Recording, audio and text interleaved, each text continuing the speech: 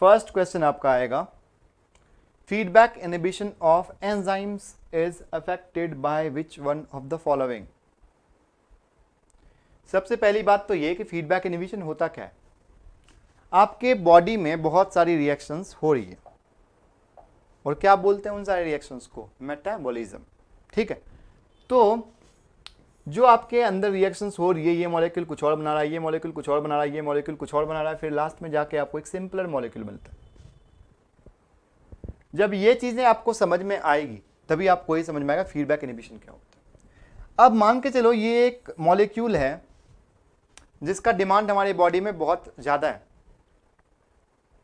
ठीक है, लेकिन क्या होता है कि अगर मान के चलो ये इसका लेवल बढ़ गया तो ये क्या करेगा, बैक जाएगा और यहां पे आके बोलेगा कि please do not make me, तो वहां से शट डाउन हो जाएगी।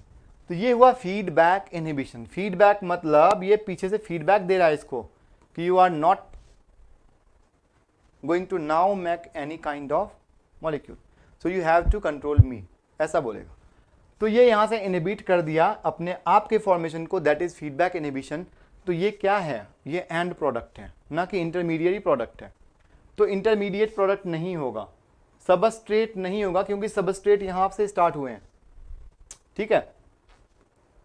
एंजाइम भी नहीं होगा, एंजाइम तो बहुत पार्ट ले रहे हैं ना, हर स्टेप पे ही एंजाइम पार्ट ले रहे हैं, तो एंजाइम को नहीं कर रहा है वो, फीडबैक इनहिबिशन कहाँ कर रहा है, बाहर जाके कर रहा है। तो feedback inhibition of an enzyme, जो एंजाइम इसको प्रोड्यूस कर रहा था उसने फीडबैक इनहिबिशन यहाँ पे दिया, तो वो एंजाइम को नहीं बताएगा, वो जाके सीधा रूट को बताएगा, है ना, जो आपके बेस मॉलिक्यूल है उसको बताएगा। तो नेक्स्ट चलते हैं। Next is an example of repetitive inhibition, competitive inhibition of an enzyme is the। तो ये अब सबको जानना आपके लिए जरूरी नहीं है, जो एनसीईआरटी में दिए हैं वो आपको जानने। एनसीईआरटी में फर्स्ट लाइन में ही लिखा हुआ है, चैप्टर ऑफ बायोमोलिक्यूल्स में जब आप पढ़ोगे ना एंजाइम, तो लिखा है सक्सिनिक डिहाइड्रोजनेज बाय मेलोनेट या मेलोनिक एसिड। तो ये हो गया आपका answer.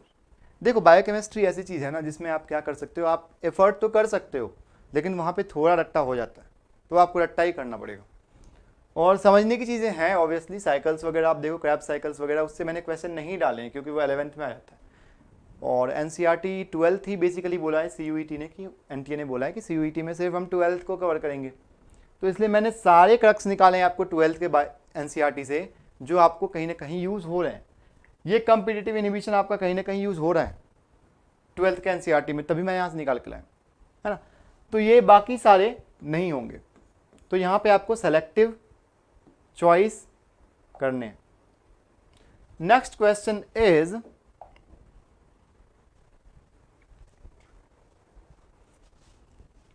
Enzymes increases the rate of reaction by. चलो एंजाइम की एक्टिविटी पहले देखते हैं, समझते हैं क्या इक्वेशन है और क्या सब कुछ है। जो एंजाइम की एक्टिविटी होगी तो सबसे पहले आएगा सबस्ट्रेट का कॉन्सेंट्रेशन, और यहां पे आएगा रिएक्शन ऑफ या रेट ऑफ रिएक्शन कह लो। तो rate of reaction and substrate concentration, ये आपको एक एस शेपेड वो देते हैं, यहां पे आके सैचुरेट हो जाएंगे। क्यों, क्योंकि जितने एंजाइम कर रहे हैं वो सारे एंजाइम सबस्ट्रेट से बाउंड हो जाएंगे। जब बाउंड हो जाएंगे तो और ज़्यादा रिएक्शन रेट नहीं बढ़ेगी, तो यहाँ पे आके सैचुरेशन पॉइंट आ जाता है। अब ये जहाँ पे सैचुरेट हुआ ना, तो इसको हम बोलेंगे मैक्सिमम वेलोसिटी। क्या बोलेंगे, maximum velocity, V max. V max जहाँ पर आपको एक्स्ट्रापोलेट करेगा एक्स एक्सिस को, उसको हम बोलेंगे के एम। तो के एम क्या है, substrate concentration at V max. और सबसे इंपॉर्टेंट हो जाता है वी मैक्स हाफ का, जो आप यहां पर देख रहे हो ना ये, तो यहां पर वी मैक्स हाफ है ये, तो वी मैक्स बाई 2 बहुत इंपॉर्टेंट होता है। तो ये आपको याद है क्योंकि ये फॉर्मूला में यूज होता है, सिंपल से माइकलिस मेंटन इक्वेशन बोलते हैं। तो ये नाम एनसीईआरटी में नहीं दिया है तो मैं आपको बता नहीं रहा हूं, ठीक है, लेकिन ये है तो इंपॉर्टेंट, ठीक है। अगर पूछ ले तो बस ये याद रखना है आपको कि ये फॉर्मूला है, ये बेसिकली ये है जो करता है। अब देखो क्या होता है, ये मान के चलो एक नॉर्मल रिएक्शन था, लेकिन क्या होता है कि इस मॉलिक्यूल को स्टार्ट करने के लिए इतनी एनर्जी की जरूरत पड़ी। मान के चलो कि यहां बनाता हूं मैं,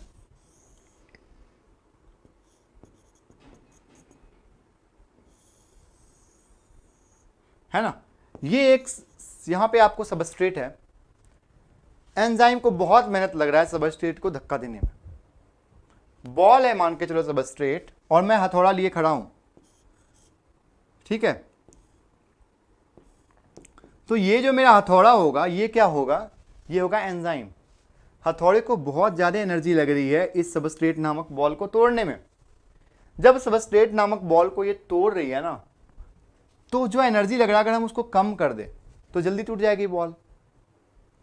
तो अब इसी एनर्जी को कम करता है कौन, ये है एंजाइम। इसलिए हम यूज करते हैं यहां पे एंजाइम का। जो हमने एंजाइम यूज किया हथौड़े को, उसने क्या किया, हाथ से तोड़ोगे तो नहीं टूटेगी, लेकिन जब हथौड़ा से तोड़ोगे जल्दी टूट जाएगी, है ना। तो हथौड़ा आपका एक एंजाइम हो गया, है ना। तो उसने क्या किया, इस activation energy, activation of substrate में जो एनर्जी लग रही थी उसको उसने रिड्यूस कर दिया। एनर्जी कम लगा रहे हो आप, हाथ से मुक्का नहीं मार रहे, आप हथौड़े से मारोगे जल्दी उठ जाएगी।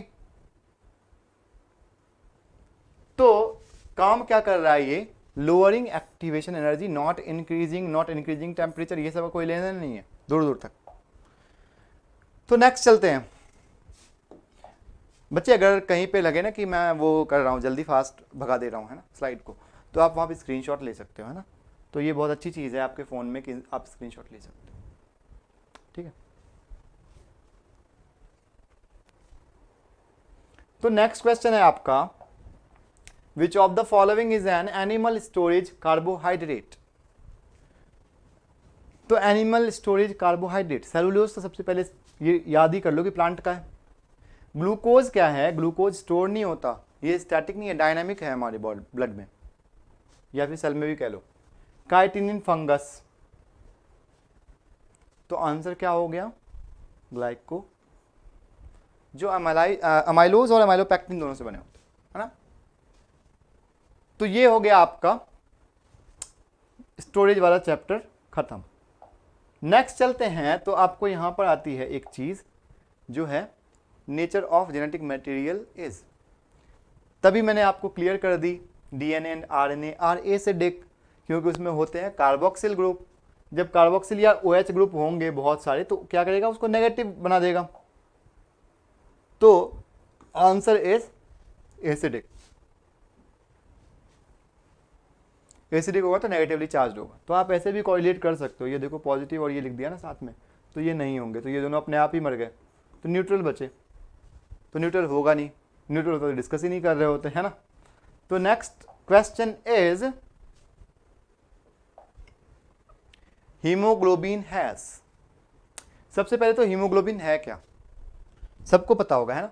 तो haemoglobin is basically A pigment कह लो आप, लेकिन उसका यूज कहां पे है, यूज हमारे ऑक्सीजन और कार्बन डाइऑक्साइड को अपने जगह तक पहुंचाने के लिए।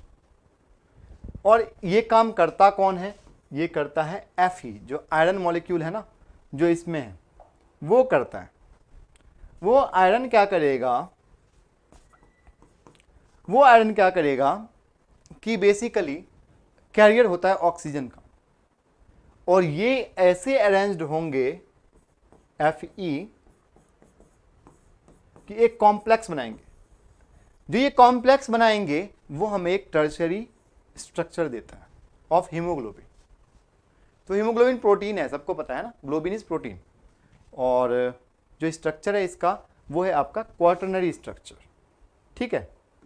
तो स्ट्रक्चर आपका क्या है, quaternary.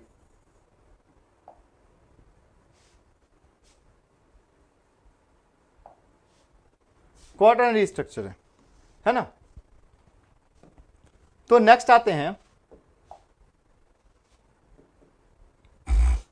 Insulin is made up of. बहुत प्यारा क्वेश्चन है ना। तो insulin is made up of glucose and fructose. चलो ये दोनों सेम है शायद, है ना, तो दोनों ही होगा, ये गलती से हो गया शायद, कोई बात। फ्रुक्टोज मैनोज नहीं, ये नहीं, बेसिकली यहाँ पर क्या होता है ना, गैलेक्टोज होता। चलो कोई नहीं। तो ये अगर दोनों सही लिखा है तो आपको ऐसे क्वेश्चन तो मिलेंगे नहीं एग्जाम में, लेकिन दोनों ही सही है यहाँ पे, है ना। चलो तो ओह सॉरी, ये तो क्वेश्चन ही गलत है ना, ये तो क्वेश्चन ही गलत है। बताओ कैसे।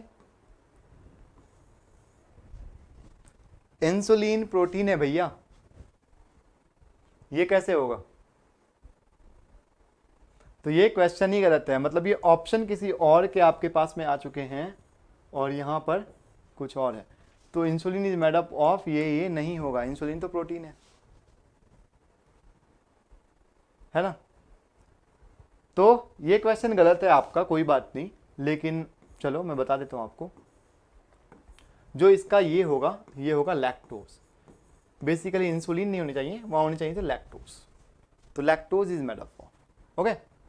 तो कोई बात नहीं, कभी ये क्वेश्चन शायद जहाँ से उठाया होगा वहाँ से पेस्ट कुछ और हुआ है, तो कोई प्रॉब्लम नहीं है। आप यहाँ पे लैक्टोज रखना है तो आंसर आपके सही होंगे, ठीक है। नेक्स्ट चलते हैं।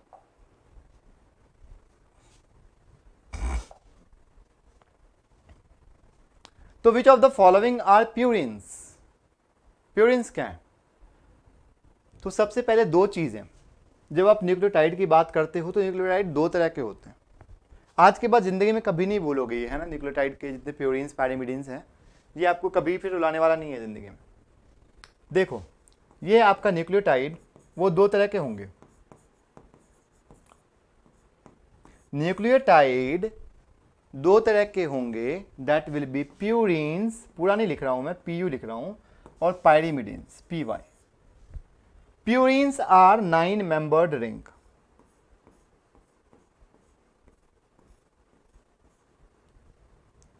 यहां पर 9 मेंबर्ड रिंग होंगे।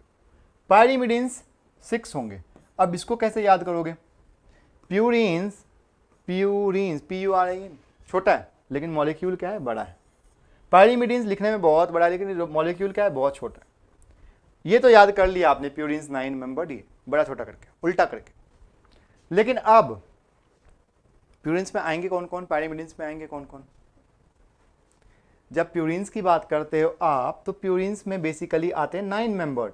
तो आएंगे आपके एडेनिन, गुआनिन,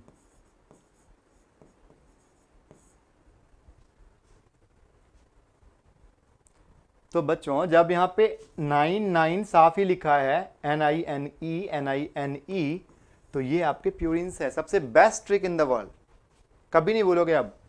9 प्यूरिन्स, ठीक है। तो अब ये आपका आंसर हो गया। ये बाकी सारे क्या है, जितने भी लिखे हैं वो आपके कहीं ना कहीं पे पायरिमिडिन्स उसमें ऐड है ना। तो ये हो गया आपका।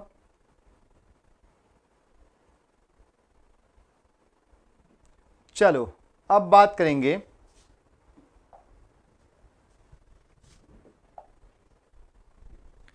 विच of the following statement is correct. Correct पूछ रहा है। जब आप क्वेश्चन पढ़ते हो तो आपको करेक्ट और इनकरेक्ट अच्छे से देखना है। दो बार देखो, यहाँ पे करेक्ट है, इसके आगे पीछे नॉट तो नहीं लिखा है ना। तो ये सारी चीजें जब आप देखोगे तो आपके क्वेश्चन गलत नहीं होंगे। और ये तब होगा जब आप बहुत स्टैटिक माइंड, साइलेंस में सब कुछ अच्छे से बिल्कुल सोच के जाओगे कि हाँ एग्जाम देना है ना। प्रेशर नहीं होगा आपके अंदर में। तो नेक्स्ट चीज है आपका, almost all enzymes are protein but not all proteins are enzymes. सुनने में बढ़िया लग रहा है ना, और ये है भी बढ़िया। तो लेकिन बाकी बढ़िया क्यों नहीं है, अब वो देखते हैं। Almost all proteins are enzymes but all enzymes are protein. बोल रहा ऑल एंजाइम्स आर प्रोटीन।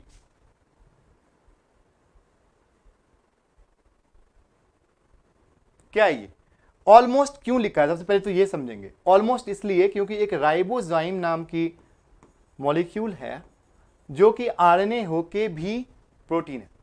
तो almost all proteins are enzymes, ये तो है ही नहीं भैया। सारे प्रोटीन्स एंजाइम हो जाएंगे फिर तो बचेगा ही नहीं दुनिया में कुछ। तो ये तो बिल्कुल ही गलत है। All vitamins are proteins, vitamins are never proteins. ये आपके अमीनो एसिड भी हो सकते हैं, छोटे मॉलिक्यूल भी हो सकते हैं, स्टेरॉइड भी हो सकते हैं, कुछ भी हो सकते हैं। नन ऑफ दिस तो होगा ही नहीं क्योंकि फर्स्ट वाला सही है। तो इस तरह से आपको बिल्कुल कामली आपको क्वेश्चन सॉल्व करने हैं CUET 2022 में, ठीक है। और कहीं दिक्कत आती है तो हमें, है ना। चलो, तो नेक्स्ट इज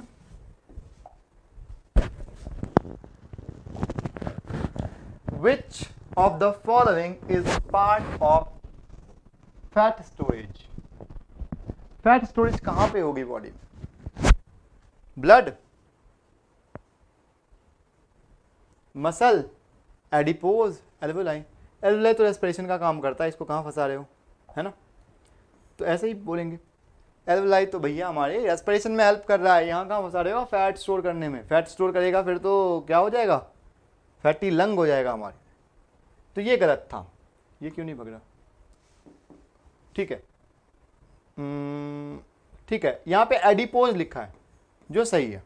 मसल, मसल में तो फैट स्टोर नहीं होता, होता है नहीं होता, मसल में फैट स्टोर नहीं, प्रोटीन स्टोर होता है, तभी तो जिम करते हैं ना दबा के। ब्लड, ब्लड में फैट स्टोर होगा अगर, फिर तो ब्लॉकेज हो जाएगी। जब ब्लॉकेज हो जाएगी फिर तो बहुत बीमारी होंगे। तो हमारा क्या है, एडिपोज टिश्यू। चलो नेक्स्ट चलते हैं। नेक्स्ट है हमारा को फैक्टर ऑफ कार्बोक्सी पेप्टाइडेज। अब सबसे पहले को फैक्टर क्या होते हैं पूछोगे ना। चलो, होलो एंजाइम, तो सबसे पहले इसका आंसर आपको रटना ही पड़ेगा, तो जिंक है। लेकिन ये समझेंगे हम कि ये को फैक्टर है क्या, इसको बाद में समझेंगे, अभी नहीं समझते हैं। आपको पता क्या है, बायोमोलिक्यूल्स में इतना छोटा सा चैप्टर है यार एनसीईआरटी में, और इतने क्वेश्चंस बनाए मैंने 40, तो आपके ना क्वेश्चन से ही कॉन्सेप्ट क्लियर होते जाएंगे। तो यहाँ पे हम टाइम वेस्ट नहीं करते हैं, चलते रहेंगे, आपको ये क्लियर हो जाएगा को फैक्टर क्या है, क्योंकि को फैक्टर पे 1-2 क्वेश्चन और है। चलो,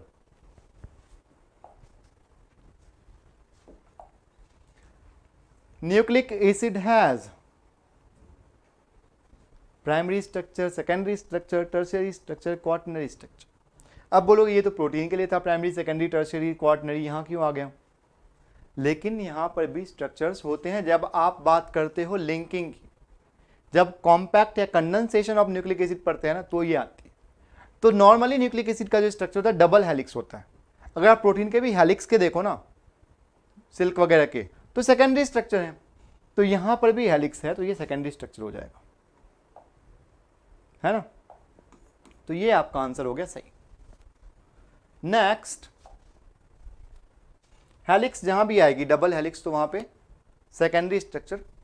चलो नेक्स्ट आते हैं, और नेक्स्ट है हमारा niacin deficiency causes anaemia, osteoporosis, rickets and pellagra.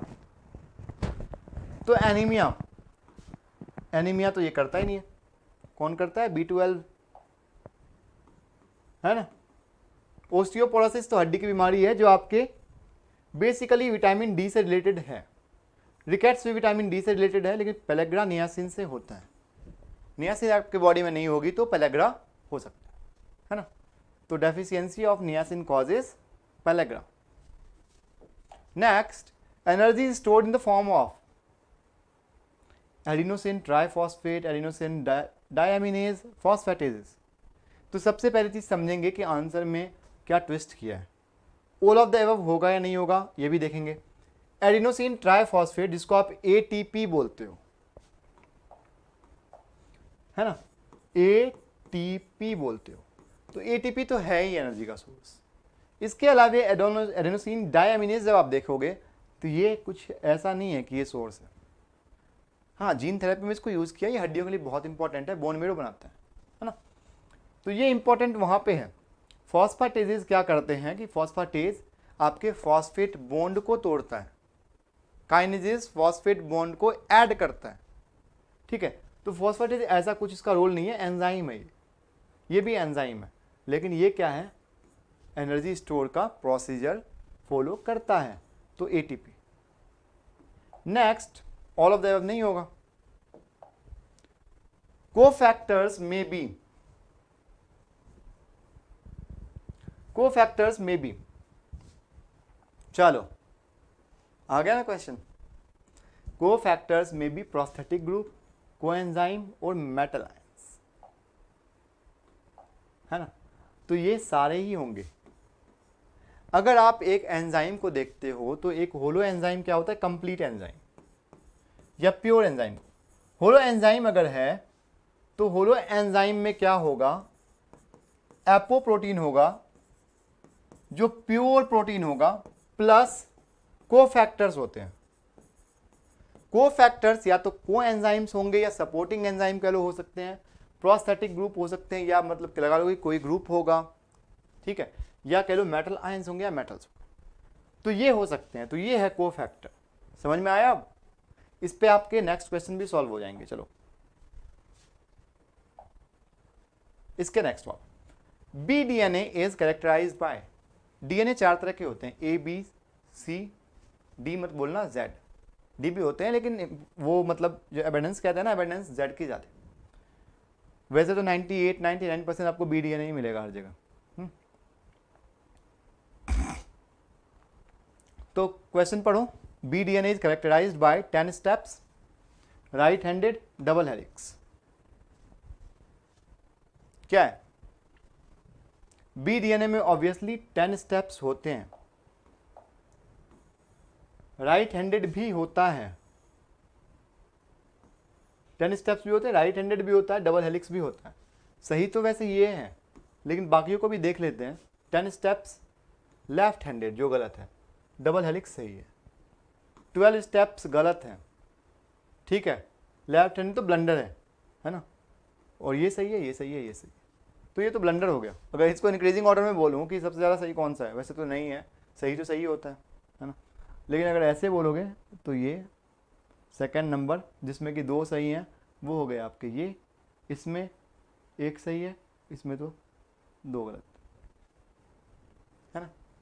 चलो नेक्स्ट जाते हैं, और 2 मोनोसैकेराइड्स आर ज्वाइंट बाय,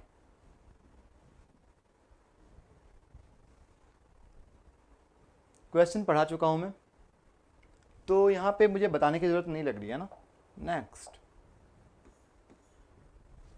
आप पीछे जाओगे, वहां पे देखोगे जो मैंने टेबल बनाया था मोनोसैकेराइड्स, अमीनो एसिड्स और न्यूक्लिक एसिड्स का, वो जाओगे तो आपको ये क्लियर हो जाएगा, ठीक है। नेक्स्ट करेक्ट पेयरिंग पढ़ा चुका हूं भैया। अब ज़्यादा, अब ये जितने भी क्वेश्चंस आ रहे हैं ना, वो सारे आपके क्या हैं कि बायोकेमिस्ट्री रिलेटेड हैं टू दैट बायोलॉजिकल साइंसेस, तो इसलिए आपको मिलते जुलते मिलेंगे। तो इसका आंसर आपको यहाँ पे दिख गया, सी है ना, तो सी हो गया आपके आंसर। यहाँ पर के ये कब सही होता, जब ये डबल करते, ये कब सही होता, जब ये टी करते, ये कब सही होता, जब यहाँ पे टी करते, है ना। तो ये है आपका best for DNA. Double standard RNA बोल दे फिर तो यू से भी कर सकते हैं, है ना, तो ये भी सही हो सकता है, लेकिन ये for DNA. Next pH of blood is, direct question है, पीएच हमेशा क्या होता है, ब्लड का बेसिक होता है, बोलते हैं अल्कलाइन ब्लड, खारा ब्लड, खारा नमक, है ना, तो ये बोलते हैं। तो सबसे पहली चीज तो ब्लड बेसिक होता है, क्यों, क्योंकि उसमें बहुत सारे बफर्स होते हैं, फॉस्फेट बफर हो गए आपके, कार्बोनेट बफर हो गए, सबसे मेन तो कार्बोनेट बफर है जो इसको बनाता है बेसिकली बेसिक, है ना। तो ये सारे बफर्स के सिस्टम बनाते हैं इसे बेसिक, लेकिन इतना ही बेसिक नहीं होता कि 7.8 हो जाए, इट इज़ अराउंड 7.35 टू 7.45, जिसका एवरेज यहाँ लिखा हुआ है 7.4। करेक्ट, कॉन्सेप्ट नहीं है यहाँ, याद करने की चीज़ है और जानने की चीज़ है कि क्यों है।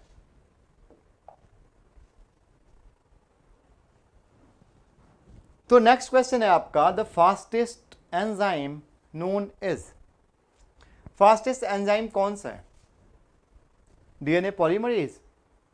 बिल्कुल नहीं है, ये बहुत बड़ा एंजाइम है भाई, कार्बोनिक एनहाइड्रेज, ये लग रहा है सही, क्योंकि एनसीईआरटी में जब देखोगे ना लिखा हुआ है कि ये 10 लाख मॉलिक्यूल तक कैटालाइज कर सकता है एक बार में, सोचो, डिहाइड्रोजनेज का तो कोई उतना रोल ज़्यादा नहीं है, लाइगेज तो लाइगेज है, बहुत स्लो है, लाइगेज बहुत स्लो है।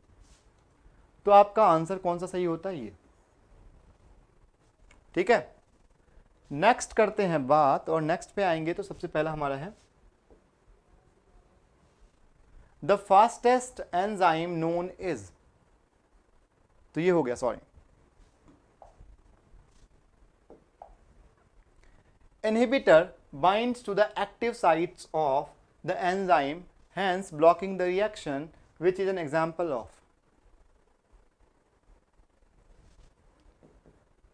which is an example of।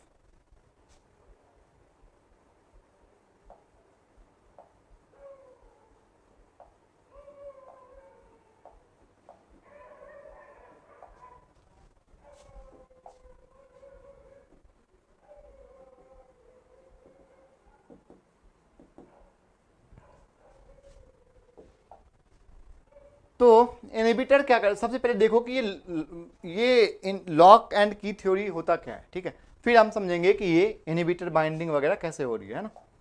तो यहां पर सबसे पहले मान के चलो अगर ये एक एंजाइम है तो इसमें एक साइट होती है जिसको हम क्या बोलते हैं, जिसको हम बोलते हैं ये एक्टिव साइट। अब जो ये एक्टिव साइट है यहां पर आकर सबस्ट्रेट बाइंड करेगा, फिर जाके ये उसको कुछ फास्ट मूवमेंट कराएगा या आपको रिएक्शन कराएगा। जब ये सारी चीजें होती है तो इसमें क्या होगा, सबसे पहले inhibitor binds to the active site है। अब क्या ये एक्टिव साइट पर सबस्ट्रेट बाइंड करते, लेकिन यहां पर कौन बाइंड कर रहा है, इनहिबिटर बाइंड कर रहा है आई। तो क्या होता है, जो रिएक्शन यहां पर होने वाली थी सबस्ट्रेट के साथ में वो अब इनहिबिटर के साथ में होने लग जाएगी ना, तो ये हो जाएगा बिल्कुल ब्लॉक। जब ये ब्लॉक हो जाएगा इसको बोलेंगे competitive.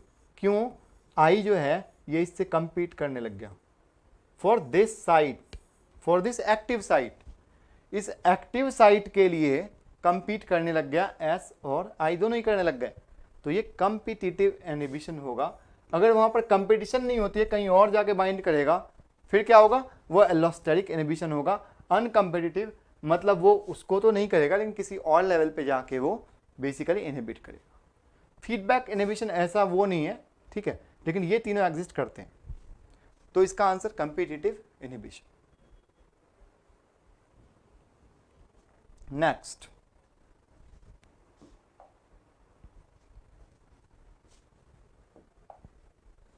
लेसिथीन is A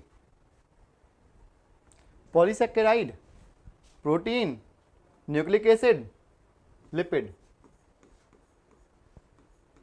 Y, lecithin जब आप देखोगे तो वो एक फॉस्फोलिपिड है। क्या है, फॉस्फोलिपिड है, ये फॉस्फोलिपिड है।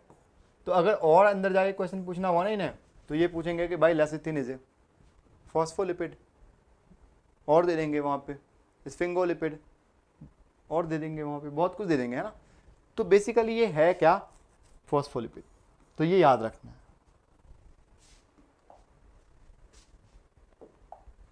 नेक्स्ट इज ग्लिसरॉल्स आर, ये तो कोई भी कर सकता है ना फैटी एसिड, इसमें तो कोई दिक्कत ही नहीं है। देखो होता क्या है ना, जब अगर आप एग्जाम देने जाते हो, चाहे कोई भी दुनिया का एग्जाम देने जाओ, तो वहां पर क्या होता है, नेक्स्ट क्वेश्चन कर देता हूँ पहले, है ना। तो वहां पर क्या होता है कि आपको सारे क्वेश्चन डिफिकल्ट नहीं मिलते हैं, कुछ क्वेश्चन आपको बहुत ईजी मिलेंगे, कुछ क्वेश्चन आपको बहुत ही मतलब ऐसे मिलेंगे जो कर ही नहीं पाओगे, और कुछ क्वेश्चन मिलेंगे जो मॉडरेट लेवल के होंगे। तो आपको बेसिकली क्या होता है, सिलेक्शन करना होता है कि आपको कौन सा सबसे ज़्यादा डिफिकल्ट है, उसको आप मत टच करोगे। नेगेटिव मार्किंग है तो नेगेटिव मार्किंग नहीं है, फिर तो अंधाधुन शॉट खेलो, कोई दिक्कत नहीं। जब रन आउट का ही नहीं हो फिर तो दौड़ते रहो, वही बात है ना। तो आपको सेलेक्टिव क्वेश्चंस करने हैं, ऐसे क्वेश्चन मिलेंगे तो उसको आप आंख बंद करके करोगे। तो next question is acrosome of sperm, जो बताया था इज रिच इन, वहीं बता दिया था, इसको बताने की जरूरत नहीं है, hydrolysis. Okay, next, ribozyme is a ये भी क्लियर हो चुका है। मैं बोल रहा हूँ कि अब जितने भी आएंगे वो सारे ऐसे ही आएंगे। Ribozyme is a RNA. ये क्या है? आरएनए है। प्रोटीन नहीं है, एंजाइम नहीं है, बोथ भी नहीं है। बोथ तो हो ही नहीं सकते। अच्छा, बोथ ए एंड बी है, ए एंड सी है। अब खेला देखो, सॉरी ये तो मैच देखा ही नहीं। बोथ ए एंड सी है। राइबोजाइम आरएनए तो है, प्रोटीन तो है, लेकिन ये एंजाइम भी है, जो एक्सेप्शनल केस डिस्कस कर रहा था आपसे, है ना। तो ये इसका आंसर होगा बोथ ए एंड बी। ये वाला आंसर होगा आपका सही। समझ में आया? देखो कैसे फंसते हैं लोग, है ना। तो क्वेश्चन को पूरे अच्छे से पढ़ना, एक एक ऑप्शन को आपको एनालाइज करना। ऊपर से अगर देख के टिक लगाओगे तो ये तीनों फिर रह जाएंगे, जैसे अभी हुआ था ना मेरे साथ, ऐसे ही होगा। खैर चलो कोई बात नहीं, ये तो मैं आपको डेमो दे रहा था कि कुछ क्वेश्चन ऐसे भी गलत होते हैं, तो ये गलती आपको नहीं करनी है ना। चलो next. Now the question is name the simplest of amino acids. सबसे सिंपलेस्ट में कौन सा है? ये तो देखो याद करने की चीज़ है, मैं कुछ नहीं बता पाऊंगा, है ना। ये चीज़ आपका होगा ग्लाइसिन, जिसमें क्या होता है, अगर आप अमीनो एसिड के स्ट्रक्चर को देखो तो क्या होता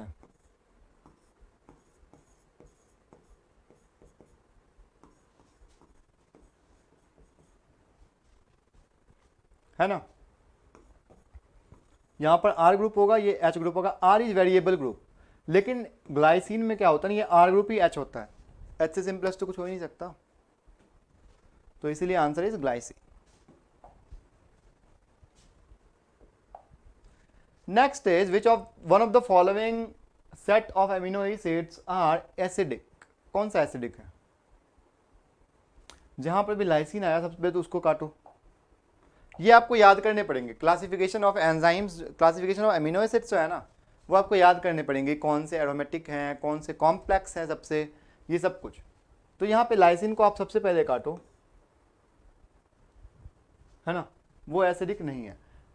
एस्पार्टिक एसिड और ग्लूटामिक एसिड, ये दोनों एसिड्स हैं, लेकिन इनको इस नाम से भी जानते हैं, है ना। तो ये है आपका आंसर ग्लूटामीन, जो कि कंफ्यूज करने की मशीन है क्वेश्चंस में।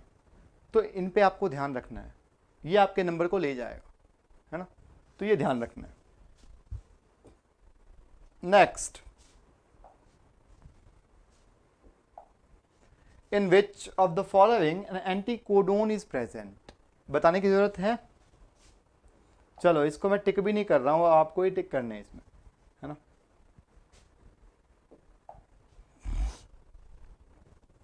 High content of triglycerides are found in. Triglyceride क्या है? फैट। तो सबसे ज्यादा फैट किस में है? वेरी लो डेंसिटी लाइपोप्रोटीन्स या lipids, sorry lipids, and low density lipids, high density lipids and chylomicron. High से ये मत समझना कि हाई डेंसिटी है तो बहुत ज़्यादा प्रोटीन होगा, है ना। ये एक कंफ्यूज करने की चीज़ है।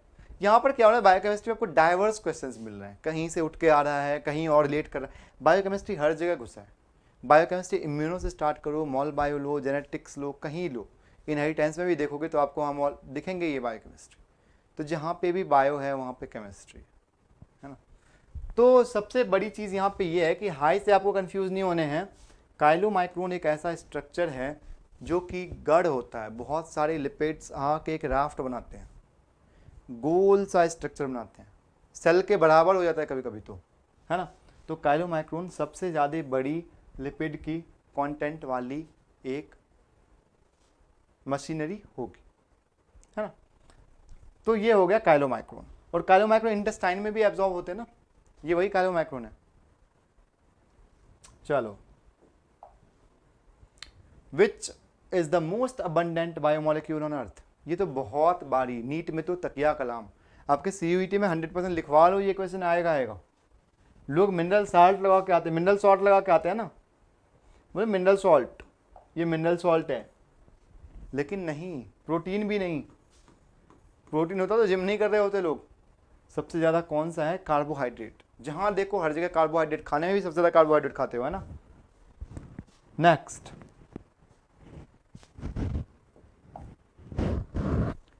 With reference to enzymes which one of the following is correct. ये तो यार बता दिया था, है ना। तो इसमें आप अब आंसर करो, मैं अब इसमें कुछ नहीं करने वाला हूँ। तो सबसे पहले माइनस वाला तो आप हटा देना, चलो मैं बता ही देता हूँ। माइनस वाला तो कुछ होता ही नहीं है, प्लस ही तो होंगे। कोई एंजाइम कैसे आ गया इस साइड? नहीं आएगा ना, ये भी नहीं आएगा। एपो एंजाइम इधर होगा। होलो एंजाइम सबसे बड़ा है। होलो मतलब होल, होल मतलब संपूर्ण, सारी चीजें इसके अंदर आएगी प्लस होके। तो ये है आपका आंसर सही, दैट इज बी। तो ये वहां भी बता ही दिया था मैंने। चलो नेक्स्ट जाते हैं, और next is assertion and reason है, ठीक है। एजर्सन में बोल रहा है arachidic acid is an unsaturated fatty acid. There are one or more double bonds between carbon atoms in the unsaturated fatty acids, है ना। तो इसमें तो कुछ सोचना ही नहीं है, ये तो बिल्कुल ही सही लग रहा है आपको, है ना।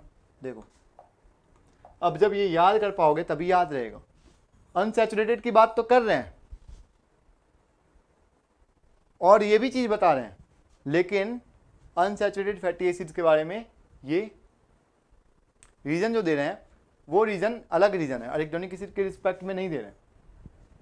तो इसका आंसर हो जाएगा आपका both assertion reason but reason is not true. ये ऐसे क्वेश्चंस एम्स एमबीबीएस में आते थे, है ना। तो एम्स एमबीबीएस में ऐसे क्वेश्चन पूछते थे और बहुत घुमाते थे। तो आजकल ये आपको पैटर्न नीट में भी देखने के लिए मिल रहा है और सीयूईटी में भी मिल सकता है ना। तो आपको ध्यान रखना है, समझ गया। चलो नेक्स्ट चलते हैं। NADP contents vitamin. चलो अगर आप एनसीईआरटी में जाओगे ना तो ये आपको एक मिलेगा नियासिन, जिसको हम बोलते हैं कि उसका एक लगा लो आपकी नियासिन और NADP साथ साथ चलेगा। निकोटिन और निकोटिनिक है ना ये, निकोटिन और नियासिन, ऐसे याद रखना है आपको। NI दोनों NI मिलके क्या होते हैं, ये नियासिन को B3 भी बोलते हैं। तो B3 हो जाता है ये, तो इसका आंसर हो जाएगा B3। ये एनसीईआरटी में लिखी है, कोई भी चीज़ एनसीईआरटी से बाहर मैंने नहीं ली है, हाँ। सब कुछ आपके एनसीईआरटी में, बस क्या है कि आपको ढूंढ ढूंढ के निकालने की चीज़ है। एनसीईआरटी एक समंदर है, उस समंदर से आप जितना निकाल सकते हो निकालो, कोई फर्क नहीं पड़ेगा, है ना। और बाकी रेफरेंस बुक्स जो है ना वो तो लगा लो कि उसका क्रक्स, कितने रेफरेंस बुक्स को मिला के आपको एनसीईआरटी बनाई गई है, इसलिए हर जगह सिलेबस में एनसीईआरटी होता है ना। चलो नेक्स्ट चलते हैं।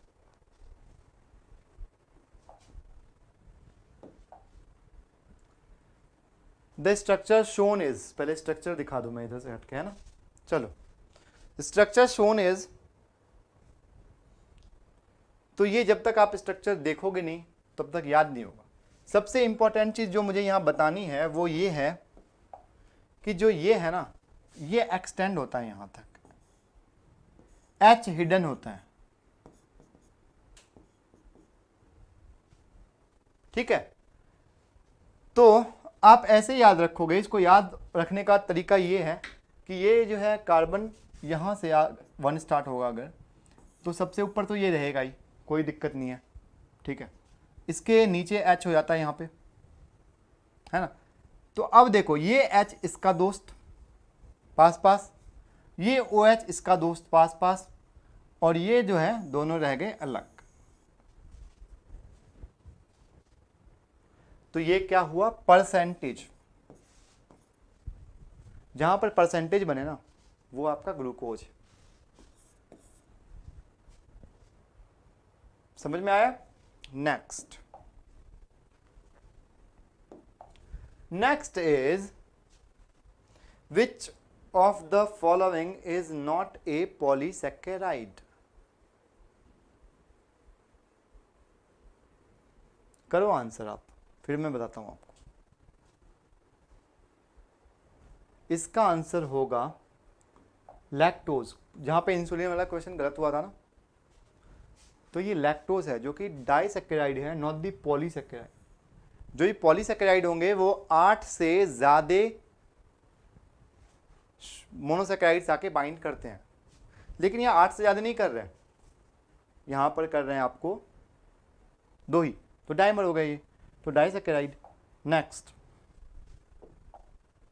Next is hydrolysis of starch occurs with the help of. Starch का हाइड्रोलाइसिस किससे होगा?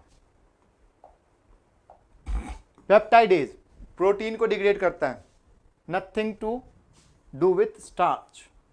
एमाइलेज जो आपके सलाइवा में भी है, स्टार्च का डिग्रेडेशन ही करता है ये, है ना, तो ये एक कंसिडर करो अभी तब तक के लिए।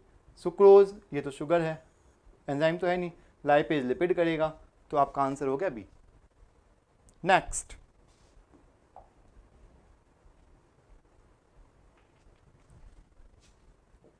तो next is which of the following is not a pyrimidine. Pyrimidine कौन सा नहीं है? प्यूरिन पूछा था वहां पे, अब यहाँ पायरिमिडीन पूछ रहे हैं। तो अब आपको यहाँ पे कुछ करने की जरूरत नहीं है, जो इसका आंसर होगा 9 देख के ही आप कह दो, ट्रिक तो मैं बता दिया था वहां पे, तो इसको टाइम देने की जरूरत है नहीं। Next, which of the following statement regarding enzyme inhibition is correct. देखो ऐसे क्वेश्चन आपको मिलेंगे जो पढ़ना पड़ता है, तो क्योंकि सारे क्वेश्चन आपको एक जैसे नहीं दे सकते, तो ऐसे क्वेश्चन अगर आप मिले आपको, अगर जिसमें पढ़ना पड़ता है, तो आप क्या करोगे कि आप क्वेश्चन पढ़ोगे और पढ़ के आंसर करोगे, ऐसा नहीं, छोड़ना नहीं है, ये सिंपल होते हैं ये। अब पढ़ो इसको। Competitive inhibition is seen when a substrate competes with an enzyme for binding to an inhibitor protein। सही है? इनहिबिटर प्रोटीन से बाइंड करने के लिए करता है क्या? नहीं करता। Non competitive inhibitor often bind to the enzyme irreversibly. Enzyme से तो कोई बाइंड ही नहीं कर रहा। Competitive inhibition is seen when the substrate and the inhibitor competes for the active site। बताया था ना आपको, एक्टिव साइट से compete करते हैं, तो ये वाला आपका हो गया सही। जब सब कुछ मिल जाए आपको, एक्टिव साइट यहाँ पर जिक्र कर दी ना, तभी आपको टिक करना है, ठीक है। बाकी कहीं से भी करे एलोस्टेरिक हो जाता है वो, अगर आपको कहीं और, एलोस्टेरिक साइट ही वही होता है other than active site. Okay. Now, non-competitive inhibition of an enzyme can be overcome by adding large amount of substrate। ऐसा है क्या? नहीं, वो तो नॉन कम्पिटिटिव है, उसका सबस्ट्रेट से क्या लेना देना, कंपीट ही नहीं कर रहा उससे, ठीक है। चलो